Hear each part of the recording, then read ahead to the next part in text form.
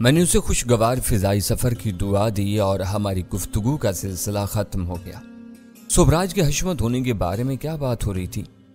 میرے فارغ ہوتے ہی ویرا نے تند انداز میں سوال داغ دیا۔ یہ میرا شبہ تھا، جلال اس کی تردید کر رہا تھا۔ ایک مشہور سماجی رہنما ایسا خطرہ مول نہیں لے سکتا۔ پھر تمہارے ذہن میں یہ خیال کیوں آیا؟ ویرا نے پوچھا۔ میں خود بھی کئی مرتبہ یہ بات سوچ چکی ہوں۔ خیالات پر کسی کا اختیار نہیں ہوتا، وہ آتے ہیں تو آتے ہی چلے جاتے ہیں۔ ان کی کوئی تعویل یا توجیہ پیش نہیں کی جا سکتی۔ اگر میرا اور تمہارا شبہ درست ہے تو یہ بات زیادہ دنوں تک چھپی نہیں رہ سکے گی، جلدی کھل کر سامنے آ جائے گی۔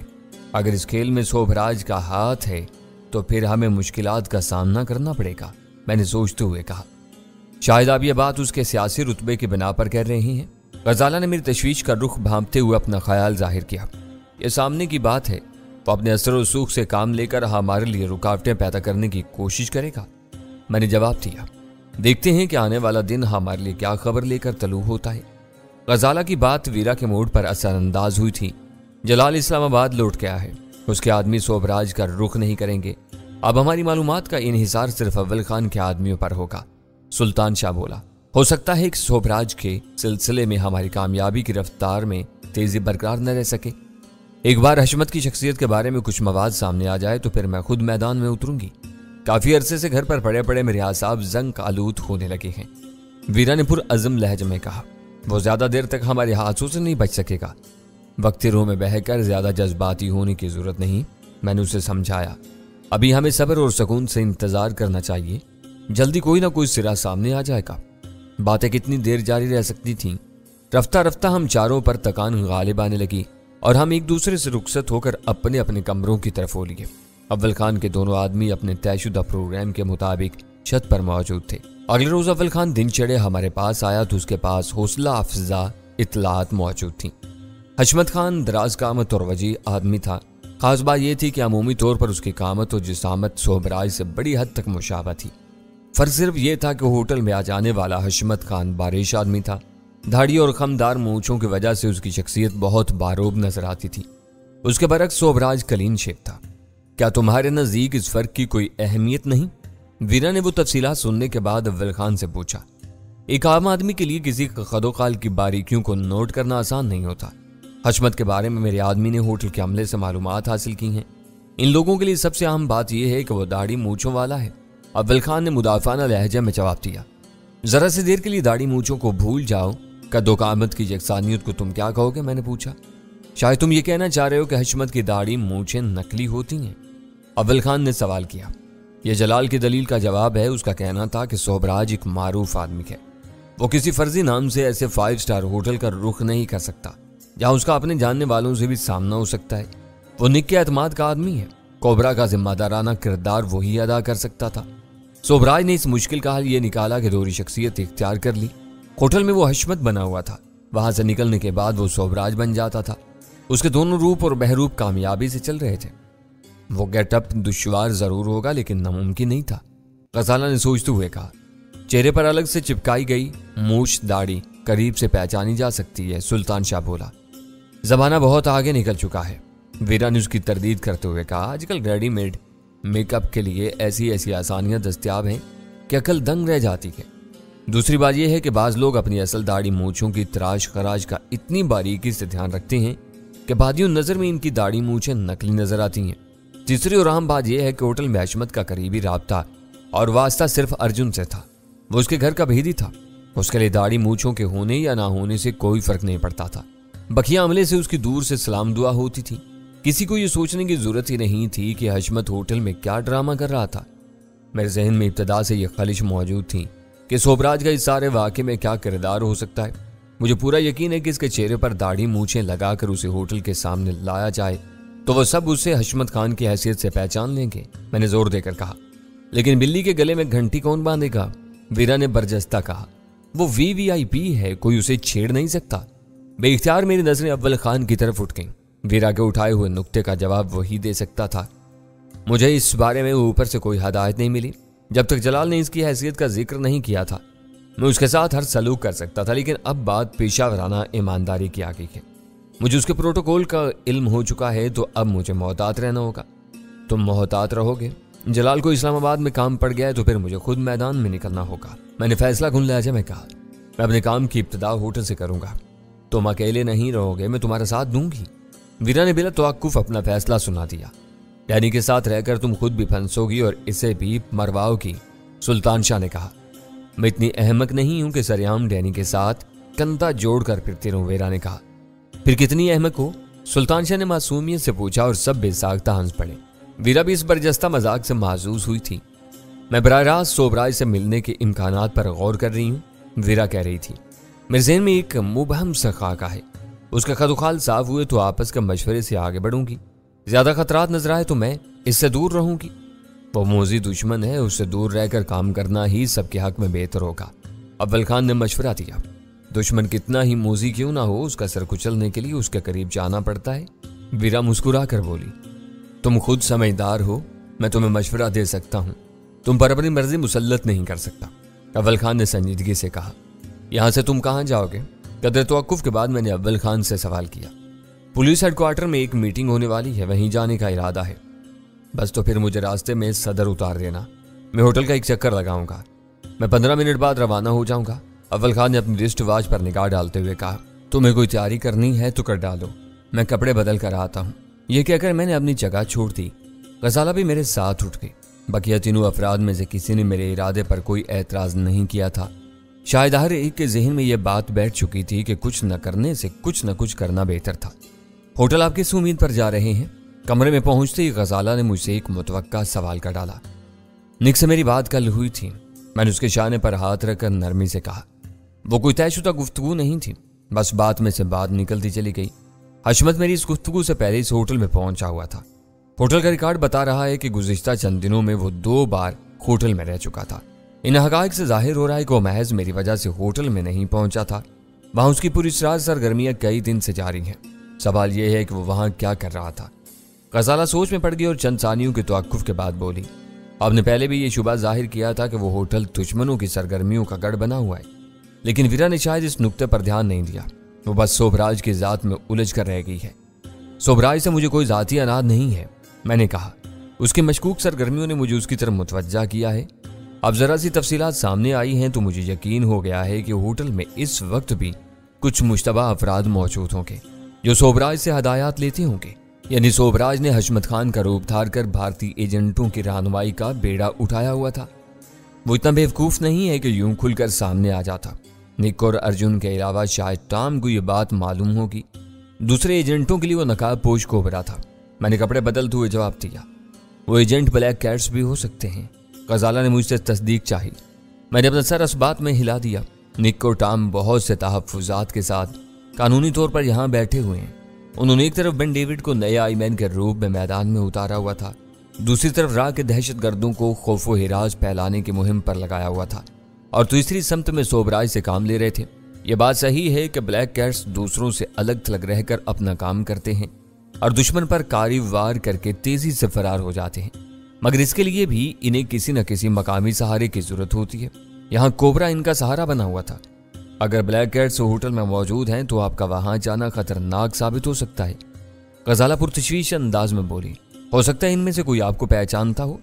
वो मजर खान को पहचानते हैं जो दिल्ली में राहवालों का मेहमान बनकर गया था। मैंने मुस्कुराते हुए कहा। जरा गौर से मेरी तरफ देखो, क्या मैं मजर खान लगता हूँ? गजाला के होंठों पर बेसाख्ता मुस्कुराहट तैर की। मैंने ये गौर नहीं किया था। तब्दीलियां मामूली और फितरी हैं, लेकिन अहम भी हैं। फिर भी आपको मोहतात रहना चाहिए। दूसरों के मुकाबले में ब्लैक कैट्स ज्यादा चालाक हो सकते हैं। वो आसानी से धोखा नहीं खाएंगे। तुम दुआ करती रहो, इनकी बिनाई कमजोर हो जाएगी। मैंने उसकी पेशानी चूम कर कहा। मुझे हर हाल में खतरा मोल लेना पड़ेगा। थोड़ी देर में अपनी तैयारी मुकम्मल करके मैं दोबारा ड्राइंग रूम में पहुंच गया। इस वक्त अव्वल खान के दिए हुए वक्त में मजीद चंद मिनट बाकी थे। मेरे इशारे पर उठ गया। वीरा मुझसे मुखातिब होकर बोली, तुम्हें वापसी में परेशानी होगी, तुम अपनी गाड़ी क्यों नहीं ले जाते? जलाल ने विनोद को पार्किंग लॉट में शिकार किया था। मैं ऐसा कोई खतरा मोल नहीं लूंगा। मुझे वापसी के लिए होटल के दरवाजे पर ही कोई टैक्सी मिल जाएगी। घर से रवानगी के बाद गाड़ी में कुछ देर के लिए खामोशी छाई रही, जिसे अव्वल खान ने तोड़ा। तुम्हें शुबा था कि इस होटल में ब्लैक कैट्स भी मुकीम हो सकते हैं। मैंने दिल ही दिल में खुदा का शुक्र अदा किया कि उसे वो अहम बात घर से रवाना होने के बाद याद आई थी। उसने वीरा के सामने वो बात छेड़ दी होती तो एक लंबी बहस का आगाज हो सकता था। मैंने कहा पहले सिर्फ शुबा था जो अब यकीन में बदल चुका है। वो मेरे यकीन के असबाब जानना चाहता था। मैंने वही बात दोहरा दी जो मैं गजाला से कह चुका था। ब्लैक कैट्स हर जगह खास हदफ लेकर जाते हैं। अफवाहों में कहा गया था कि वो तुम्हें मारने के लिए आए हैं। होटल में तुम्हारी जान को खतरा लाहक हो सकता है। वो फिक्रमंद हो गया। इसीलिए मैंने वीरान पार्किंग लॉट से बचने के लिए गाड़ी छोड़ी के। भरे पूरे होटल में वो मुझ पर वार करने की हमाकत नहीं करेंगे। तुम वाकई दूर अंदेशी से काम लेते हो। वसी पार्किंग लॉट में 2-3 चौकीदार नाकाफी होती हैं। वहां हमला होने के ज्यादा इम्कान थे। लेकिन मैं ये नहीं समझ सका कि तुम इस वक्त होटल जाकर क्या मकसद हासिल करना चाह रहे हो। तुम उन्हें नहीं पहचानते। हो सकता है कि इनमें से कोई तुम्हें दिल्ली में देख चुका हो। मैंने उकसाना चाहता हूँ। मेरी ख्वाहिश है कि वो अपने बिल से निकल कर मेरा पीछा करें ताकि मैं अपने किसी दुश्मन को पहचान सकूं। मैंने इत्मीनान से जवाब दिया। हशमत और सोबराज के किस्से में कहीं पेशानी के पुराने जख्म का जिक्र नहीं आया। हो सकता है कि पेशानी पर जख्म के निशान वाला ब्लैक कैट हो। वो नजर आ गया तो मैं उसे दूर ही से पहचान लूंगा। तुमने नशीबो फराज पर गौर करने के बाद फैसला किया तो ठीक है। मैं समझ रहा था कि तुम उकता कर रवा रवि से घर में से निकल खड़े हुए हो। होटल में तुम्हारा कमरा अभी तक आबाद है या खाली हो गया है? मैंने एक फौरी ख्याल के तहत पूछा। उसके होठों पर बेसाख्ता मुस्कुराहट तैर गई और वो बोला, फिलहाल आबाद है। मैं तुम्हें उतारने के बाद उसे बता दूंगा कि तुम भी होटल में कुछ वक्त गुजारोगे। वो दूर रहकर तुम्हारी देखभाल करता रहेगा। मैं समझ रहा था कि तुम होटल में मेरे इस आदमी की मौजूदगी को भूल चुके हो। यह भूलने वाली बात नहीं थी। उसे मेरी निगरानी करने की जरूरत नहीं। इससे कह देना कि वो मेरे अगले पैगाम तक अपने कमरे में रुका रहे। जरूरत पेश आई तो मैं खुद उससे राब्ता कर दूंगा। अव्वल खान खुश हो गया कि मैंने अपनी नई मुहिम में उसके आदमी के लिए किसी किरदार का तयन किया हुआ था। मेरे हिमा पर उसने मुझे होटल से कुछ दूर उतारा और हाथ लहरा कर अपनी गाड़ी आगे लेता चला गया। हालात वाकयात कुछ भूल भलियों से गुजरने के बाद मुझे अंदाजा हो चला था कि ब्लैक कैट्स के बारे में अव्वल खान का इब्तदाई अंदाजा बहुत दुरुस्त था। इनमें से किसी ने अव्वल खान का बाजू जख्मी करके उसका ताक़ुब किया और हमारा घर देख लिया। यह बात बेशतर दुश्मनों के इल्म में थी कि जहांगीर मेरा गहरा दोस्त था। उसके हवाले से गोल्डन फार्मेसी भी मशहूर हो गई थी, जिसे आखिरकार बेन के आदमियों ने तबाह बर्बाद कर दिया था। हमने अपनी सियार एहतियात कर ली थी, मगर फिर भी गोल्डन फार्मेसी के जरिए जहांगीर के घर तक पहुंचना ज्यादा मुश्किल नहीं था। ब्लैक कैट्स दोनों घरों तक पहुंच चुके थे, लेकिन महफूज घरों पर वार करना उनके लिए मुमकिन नहीं था। उन्होंने इन दोनों जगह किराए की लड़कियां भेजकर यह अंदाजा लगा लिया था कि वो मुझे कहीं नहीं घेर सकेंगे। उन्होंने जहांगीर को सिर्फ इसलिए टटोला था कि वहां मेरी आमदोरफ्त हो तो रास्ते में कहीं मुझे घेर सकें। इन लड़कियों को भेजने का दूसरा मकसद ये भी हो सकता था कि वो मुझे खौफजदा करना चाह रही हूँ, मगर उसका इम्कान कम था क्योंकि वो लड़कियां बहुत बेजरर और दोस्ताना रूप में आई थीं। मकसद खौफजदा करना होता तो इन लड़कियों के जरिए कोई ना कोई ज़ोमानी पैगाम जरूर भेजा जाता, जिसके बैनुस सतूर में कोई ना कोई धमकी पनाह होती। मैं यही सोचता हुआ होटल में दाखिल हुआ। वो दिन का वक्त था और फिर शायद पिछले रोज रूनमा होने वाली कत्ल की वारदात का असर भी कि होटल की लॉबी में रौनक और चहल पहल नजर नहीं आ रही थी। अर्जुन के कत्ल को इस वक्त तक 24 घंटे भी पूरे नहीं हुए थे। अमले के बेशतर अरकान के चेहरे सुते हुए और सोगवार नजर आ रहे थे। मिरलिन का वो अमल फितरी और काबिल फहम था। एक खास बात यह थी कि होटल से बाहर या इमारत की हदूद में बवर्दी तो दरकनार कोई ऐसा सादा पोश फर्द भी नजर नहीं आया था जिस पर पुलिस या खुफिया वाले का शुबा हो सके। इस्तकबालिया क्लर्क से मेरी नजरें चार हुई तो उसने खुश खल्की के इजहार में मुस्कुराने की कोशिश की, लेकिन नतीजे में सिर्फ बातें फैला कर रह गया। इन सबके दिलों पर अर्जुन के सफाकाना कत्ल की दहशत और हैबत तारी थी। ऐसी हालत में कोई सफाक शख्स जिंदा दिली से मुस्कुरा सकता था। मैं होटल की वसी और तवील राहदारी से होता हुआ काफी हाउस में पहुंचा तो वो भी वीरान पड़ा हुआ था। इस फुर्सत से फायदा उठाकर वेटर मेजों पर रखी हुई चमकदार अशिया को मजीद चमकाने की कोशिश में मसरूफ थे। उनके सिवा पूरे काफी हाउस में सिर्फ 2 जवान गैर मुल्की जोड़े एक दूसरे से दूर अलग अलग मेजों पर बैठे हुए थे। इनके वालियाना अंदाज से जाहिर हो रहा था कि इस वक्त वो दुनिया और माफिया से बिल्कुल बेखबर होकर एक दूसरे के शहर में खोए हुए थे। मैंने दरवाजे से करीब तर मेज का इंतखाब किया और अपने लिए कॉफी तलब कर ली। काफी हाउस में रौनक होती तो इस भीड़ भाड़ में मुझे अपनी अजनबियत का कोई एहसास नहीं होता, लेकिन खाली हाल में मुझे शिद्दत से महसूस हो रहा था कि अकेला होने की वजह से मैं वहां ज्यादा वक्त नहीं गुजार सकता था। मैं वक्फे वक्फे से अपने रिस्ट वॉच पर नजर डालकर कॉफी के छोटे छोटे घूंट लेता रहा। देखने वालों को यही अंदाजा होता कि मैं वहां बैठा किसी का इंतजार कर रहा था। तकरीबन 1 घंटा गुजारने के बाद मैंने बिल तलब किया। बिल और टिप की रकम तश्तरी में डालकर मैं वहां से उठ गया। काफी हाउस से निकलकर मैंने सिगरेट सुलगाई और आहिस्ता आहिस्ता शॉपिंग आर्केड की तरफ चल दिया, जहां मलबूसात से जेवरात तक बड़े शोकेसों में सजे हुए थे। मैंने होटल में तकरीबन 4 घंटे इसी तरह घूम फिर कर गुजार दिए। भूख न होने के बावजूद रेस्टोरेंट में कुछ वक्त खोरो नोश में सुकून से गुजारा, वरना मैं बेशतर वक्त चलता ही रहा। इसी दौरान में मुझे कहीं कोई मुश्तबा शख्स नजर आया, न किसी ने मुझसे करीब होने की कोशिश की। 3 बजे मैंने इंटरकॉम डेस्क से कमरा नंबर 520 से राब्ता किया। दूसरी तरफ से हेलो की आवाज़ सुनते ही मैंने अव्वल खान के आदमी को सर्वर के नाम से मुखातिब किया तो वो समझ गया कि दूसरी तरफ से कौन बोल रहा था। मैं अपना तारुफ कराने की ज़हमत में पढ़ने से बच गया। उसे पैगाम देकर मैं लिफ्ट के जरिए 5वीं मंजिल पर पहुंचा तो वो लिफ्ट के बाहर मेरा मुंतजिर था। मैंने उससे तबाक से हाथ मिलाया। लिफ्ट मुझे उतार कर ऊपर या नीचे चली गई। इस वक्त फ्लोर पर हम दोनों के सिवा कोई तीसरा मुतनफ़िस नजर नहीं आ रहा था। मैं कुछ देर के लिए तुम्हारे कमरे में आराम करूंगा, चाबी तुम अपने पास रखो। 5 बजे तुम कमरे में आ सकते हो। मैं जाते हुए दरवाज़ा मुकफ़िल कर दूंगा। उसे सआदतमंदी से अपने सर को असबात में जुम्बिश दी और लिफ्ट की तरफ मुतवज्जा हो गया। मैं राहदारी की तरफ बढ़ गया। कमरे का दरवाज़ा मुकफ़िल करके मैं थके हारे अंदाज में बिस्तर पर गिर गया। मेरी इस मशक का कोई नतीजा बरामद हो गया होता तो शायद मुझे थकन का ज़रा भी एहसास न होता, मगर मेरे साथ सूरत हाल मुख्तलिफ थी। मैंने आराम दे और नरम बिस्तर पर लेटे लेटे घर का नंबर मिलाया। दूसरी तरफ से गजाला ने रिसीवर उठाया। वह मेरी तरफ से फिक्रमंद थी और फ़ोन से लगी बैठी थी। उसे चंद मिनट की मुख्तसर सी गुफ्तगू में मैंने उसे ब्रीफ किया और फ़ोन बंद कर दिया। उसके लिए ये अमर खुशी का बायस था कि होटल की हदूद में दाखिल होने के बाद मेरे साथ कोई नाखुशगवार वाक़या पेश नहीं आया था और मैं खैरियत से था। ठंडे कमरे में मैं आंखें मूंदे बिस्तर पर लेटा रहा। फुर्सत और आराम के इन लम्हात में न जाने कब गनूदगी की लहर ने मुझे आ दबोचा। दोबारा आंख खुली तो 5 बजने में सिर्फ 5 मिनट बाकी रह गए थे। मैंने इस्तरारी तौर पर हड़बड़ाकर बिस्तर छोड़ा, मगर फिर फौरन ही पुरसकून होता चला गया। वो जरा सा डिसिप्लिन का तकाजा था कि मैंने अपने आराम के लिए उसे कमरे से भेज दिया था, वरना कुछ देर के लिए हम दोनों इस कमरे में एक साथ भी रह सकते थे। मेरा गुस्ल करने का मूड हो रहा था। मैंने चंद मिनट तक इंतजार करना मुनासिब समझा। ठीक 5 बजे दरवाजे के कुफल में चाबी लगने और घूमने की आवाज़ आई और सर्वर मेरे ऊपर नजर पड़ते ठिठक कर दरवाजे के पास रुक गया। चले आओ, मैं नहा कर वापस आऊँगा, मैंने कहा और वो दरवाज़ा मुकफ़िल करके आगे बढ़ाया। वो करीब आकर दस्त बस्ता खड़ा हो गया। मैंने इशारा करके उसे कुर्सी पर बिठा दिया।